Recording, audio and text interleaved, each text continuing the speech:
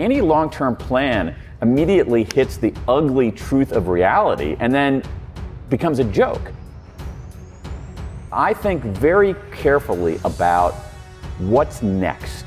Any regrets you care to share? Anything that feels like, that stands out? Yeah, all kinds of regrets. I have regrets earlier in my life about not being a kind enough person, not bullying people, but actually being in situations where there was someone on the periphery or someone being left out and noticing that and not doing anything. That really bugs me.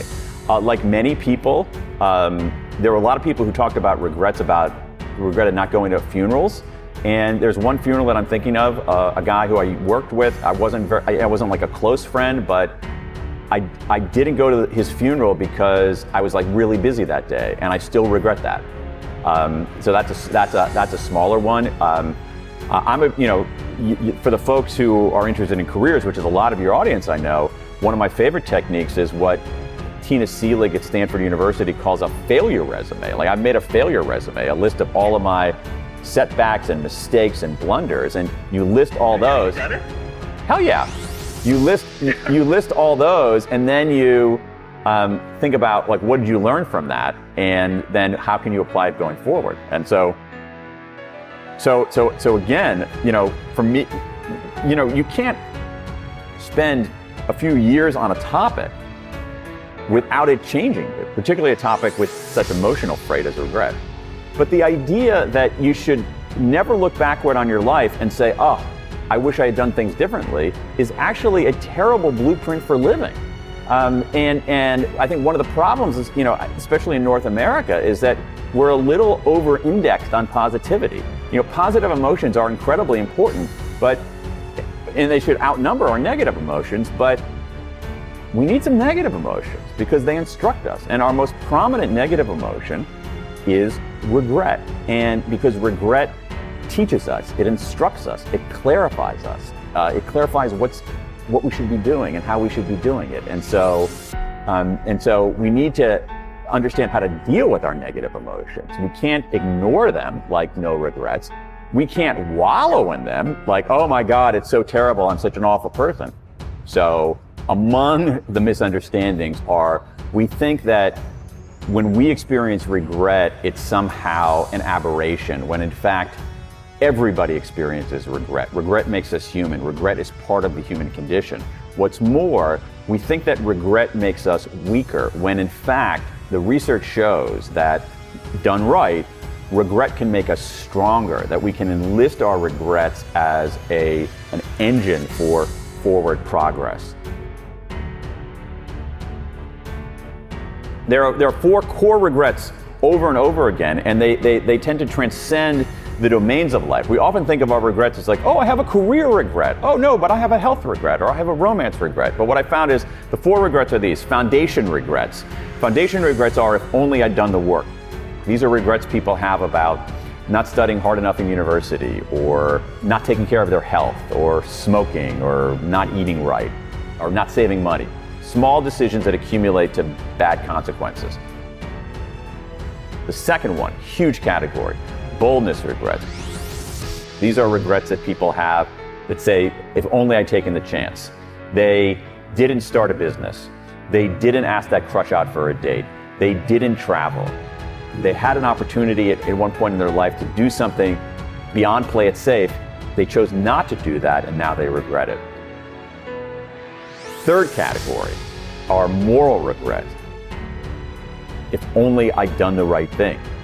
These are people who, at a certain point in their life, could do the right thing or the wrong thing. They do the wrong thing, and it still bugs them, which is in some way, its own way, heartening. It shows that I think people want to be good.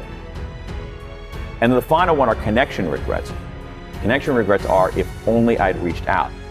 And these are regrets about relationships, where you have a relationship, or you should have had a relationship, and it comes apart, usually through drifts, and you want to reach out, but you don't because you think it's going to be awkward and the other side's not going to care, so it drifts out even more, and then in some cases it ends up being too late. And so these 4 regrets, to me, reveal what makes life worth living. What do we want out of life? We want a stable foundation. We want some stability. We want a chance to do something. We want a chance to learn and grow and lead a psychologically rich life. We want to do the right thing. I'm convinced that most of us want to do the right thing. And what else do we want? We want love. We want connection to other people. That's what makes life worth living. In a weird way, regret also taught me about what makes a good life, because I had, collected 16,000 regrets from people in 105 countries. And when they told me their regrets, in a sense, they were also telling me about what made life worth living. How do I turn that? Like, how do I take something that feels like it hurts and turn it into progress? This is important. In some ways, it's central. Regret hurts. There's no question about that. But here's the thing. Regret also instructs, and you can't have one without the other. So if you avoid the pain, you don't get any of the learning. So what you have to do is be able to process that pain. And I think there's a way for us to do that, to take our regrets, use them as signals. We haven't been taught to do that. That's the problem. We have this weird approach, we have this weird view of negative emotions. Like some of us think, oh, positive all the time, That leads to delusion. Some of us get so absorbed in our negative emotions that they, in some ways, exonerate us from making progress. That's a bad idea too. What we need to do is we need to process our negative emotions in a systematic way, and I think there's a good way to do that. What we need to do is we need to think about our regrets, and when we think about our regrets, the evidence is pretty clear that they can help us make better decisions, solve problems faster, be better strategists, find greater meaning in our life.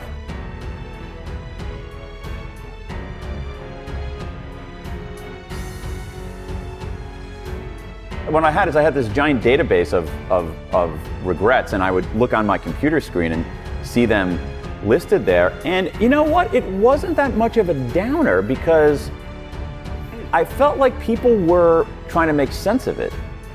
There's some interesting research on this. One of the things that we think about disclosure of our vulnerabilities and our setbacks and so forth is that people will like us less. And in fact, they actually like us more when we do that. And so I actually had a lot of respect for people willing to disclose and willing to explain. And I felt like I was actually helping them make sense of this regret. So it wasn't that much of a downer. Over and over and over again around the world, the same 4 regrets kept coming up. And I found that fascinating because there wasn't much national difference. What's more, as I said earlier, these 4 regrets are revealing, because by revealing our regrets, we are revealing what we value the most. And so to me, these 4 core regrets operate as a photographic negative of the good life. That is, if we understand what people regret the most, we actually understand what they value the most. So in a weird way, these 16,000 regrets are not a downer as much as they are a pointer to what makes life worth living. Many of these decisions are less monumental than there's a kind of a focusing illusion that when we're making a decision, we think that that's the most important decision there is. And so for me, I think a tool is to make decisions for fundamental reasons rather than instrumental reasons, which goes to what you were talking about before about careers as a line. That if we make decisions, if I decide I'm going to major in this because it's going to lead to that, which is going to lead to that, which is going to lead to that, I think that's a bad idea, because I think it's a bad bet, because you have no idea where it's going to lead. If you major in something because you like it, because it's interesting, because you find it compelling, major in that because you're going to learn a lot, you're going to do really well, and you have no idea where it's going to lead.